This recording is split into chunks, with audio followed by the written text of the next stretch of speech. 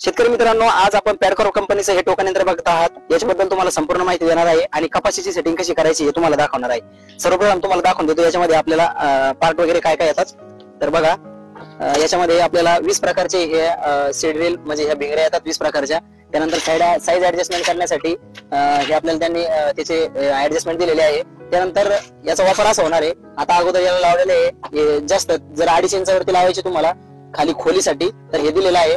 त्यानंतर तुम्ही ह्या क्लॅम्प वापरून याची साईज पण वाढवू शकता 2 इंचापर्यंत। चला तर मग त्यानंतर आता हे आपला हँडल आहे। आता आपण सर्वप्रथम अगोदर याला असेंबल करून घेऊया। फास्ट मध्ये तुम्हाला असेंबल करायचं दाखवून देतो। सर्वप्रथम आता ही दाढी आपण बसवणार आहे 1 नंबरला। ही दाढी त्याच्यामध्ये फिट केलेली आहे। परत 4 नट हे टाईट करून घ्यायचे। त्यानंतर हे जॉइनर दिलेले आपल्याला 2 जे दांडे आहे याच्या फिट करण्यासाठी।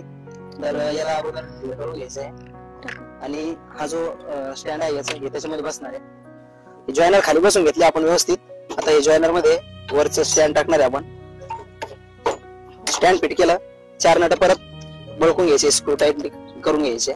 आता आपण हँडल बसवलेलं आहे। आता इथं मुठी आपल्या हाताला फोड वगैरे येऊ नये म्हणून एकदम चांगल्या प्रकारे याचे मुठी वगैरे बसवून घ्यायचे आहे। त्यानंतर आता आपण पाठीमागचं रोलर फिट करणार आहे। रोलरचा फायदा असा होणार आहे की माती वगैरे याच्यावरती जाणार नाही। तर रोलर आपण फिट करतोय। रोलरला हे 2 नट टाकायचे आणि रोलर फिट करून घ्यायचं। त्यानंतर आपण याला पाठीमागे परत जी लागवड करणार आहे त्याच्यामध्ये माती ओढण्यासाठी कंपनीने ऍडजस्टमेंट दिलेली आहे, ती पण बसून घेणार आहे। आता आपण ही स्प्रिंग पुढच्या होल मध्ये टाकणार आहे। आता हे पाठीमागचं जो माती लोटण्याचं आहे हे आपण इथं या दोन्ही याला पट्टीला बसवलेलं आहे।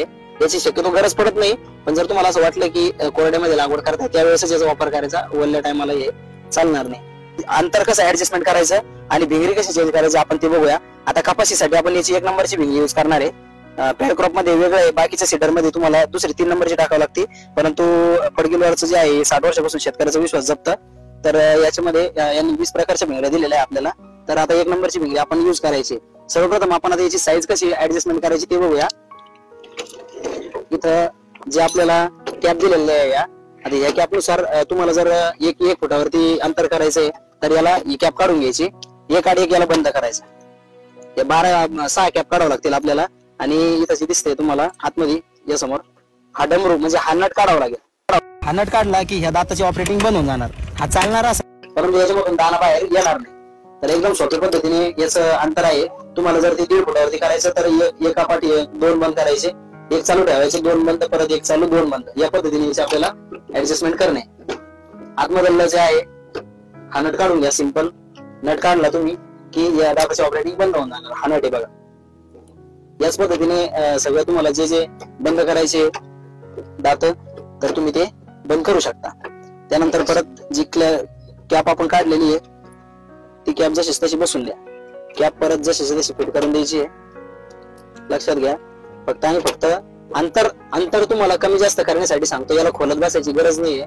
ही कॅप काढायची, सिम्पली कॅप काढली त्याच्या आतमधला नट काढायचा, जो बंद करायचा तीच कॅप काढायची, परत ती कॅप जशी तशी फिट करून द्यायची।